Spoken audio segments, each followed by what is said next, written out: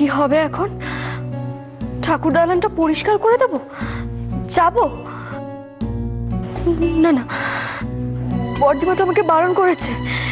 বর্দিমার কথার অমান্য আমি কিছুতেই করতে পারবো না। কিন্তু ওরা যদি দেখে এই অবস্থা, তাহলে তো না, কিছু একটা উপায় বের করতেই হবে। আজকে কি মজা হলো, তাই না? হ্যাঁ, মাঝে মাঝে এরকম বেরোলে বেশ আনন্দই লাগে বল। এই এর মধ্যে আমরা একদিন সিনেমা দেখতে যাবো। হ্যাঁ, দেখ কত কাজ করা দেখাচ্ছে। কি মন্দিরে এরকম অবস্থা কি করে হলো?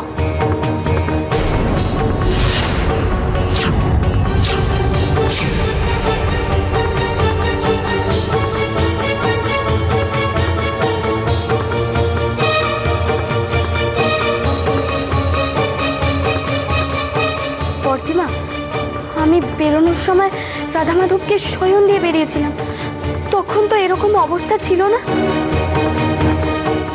না লাবু, আসলে তুমি খেয়াল করনি, মন্দির মোছার যে কাপড়টা, ওখানে আগুন লেগে গেছিল,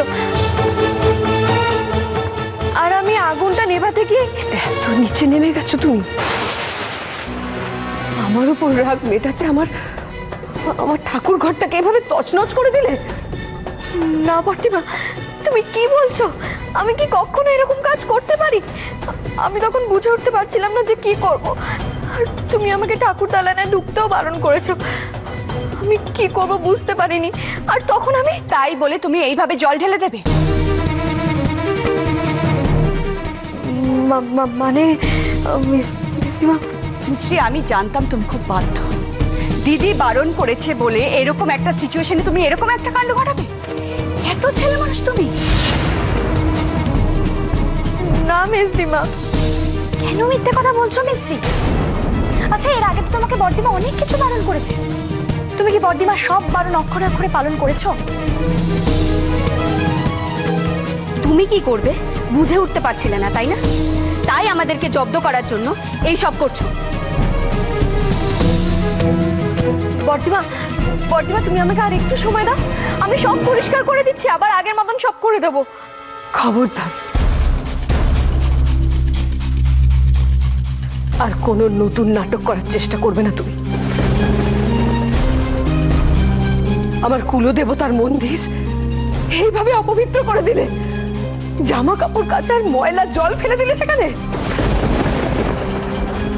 না বর্দিমা, এবার তোমার শাস্তি আমরা নয়, স্বয়ং রাধা মাধব দেবেন।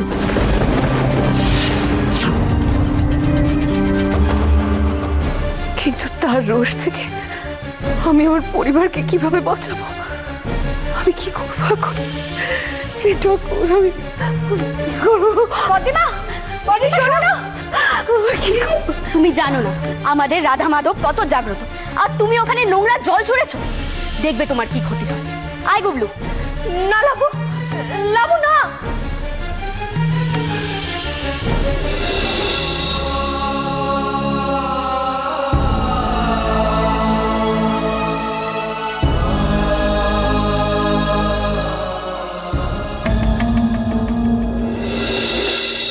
বর্দিমা, আমি বলছি কিচ্ছু হবে না। ও বর্দিমা, তোমার মনটাকে একটু শক্ত করো না। দেখো বর্দিমা, যে পাপ করবে তার শাস্তি স্বয়ং ভগবান দেবে। ভগবান আমাদের কেন ক্ষতি করবে বলো তো? সে কোন ছোট থেকে রাধা মাধবের পুজো করছে, এরকম অনাচার আগে কখনো হয়নি রেনু। দিদি, তুমি একটু শান্ত হও। তোদের আমি ঠিক বোঝাতে পারছি না, ভূতটা বাড়ির বাইরে রয়েছে, আমার মনটা যে কি করছে আমি তোদের ঠিক বোঝাতে পারছি না। ওকে একটা ফোন করে দেখ না, ছেলেটা কোথায় আছে, কেমন আছে। বর্দিমা, তুমি চিন্তা করো না, আমি ভাইয়ের সুটকেসে পার্সে রাধা মাধবের ফুল দিয়ে দিয়েছি। দিয়ে দিয়েছিস? তবু কেন মনটা মানছে না বলতো? ছেলেটার কোনো বিপদ না হয়, খুব ভয় করছে। ওকে একটু সাবধানে থাকতে বল, একটা ফোন করে দেখ। দিদি, দেখো, এখন যদি আমরা ভূতকে ফোন করি তাহলে ভূত চিন্তা করবে। ও একেই সবসময় টেনশনের মধ্যে থাকে, আর এখন তোমার গলা শুনেও সবকিছু বুঝে যাবে। তুমি এখন শান্ত হও, আমরা রাতে ফোন করে কথা বলবো ওর সাথে। এত বড় একটা ভুল হয়ে গেল। এই ছেলেটা এরকম একটা বিয়ে দিলাম আমি, ও সারাটা জীবন কিভাবে কাটবে এই মেয়েটার সঙ্গে আমাকে একটু বল, ও কি করে কাটাবে? দিদি দেখো দিদি, তুমি যতটা ভাবছো ব্যাপারটা ততটা না। তুমি তো মিছরিকে বলেছিলে ঠাকুর দালানে না উঠতে, বাচ্চা মেয়ে আগুন দেখে ভয় পেয়ে গিয়ে জল ঢেলে দিয়েছে। বানি, বানি তোর এত বড় একটা সর্বনাশ হয়ে গেল, তোর শ্বশুর বাড়ির দরজা তোর মুখের ওপর চিরদিনের জন্য বন্ধ হয়ে গেল, তারপরেও যে কি করে তুই ওকে এভাবে। আমি আমি তো বর্দিমা দেখো, আমার কিন্তু মনে হচ্ছে মিছরি নিজেই আগুন ধরিয়ে তারপরে জল ঢেলে দিয়েছে। হ্যাঁ, আমারও সেটাই মনে হচ্ছে। ও মেয়ের পক্ষে সবকিছু সম্ভব, আমি ওকে হাড়ে হাড়ে চিনে গেছি, ও মেয়ের পক্ষে সবকিছু সম্ভব।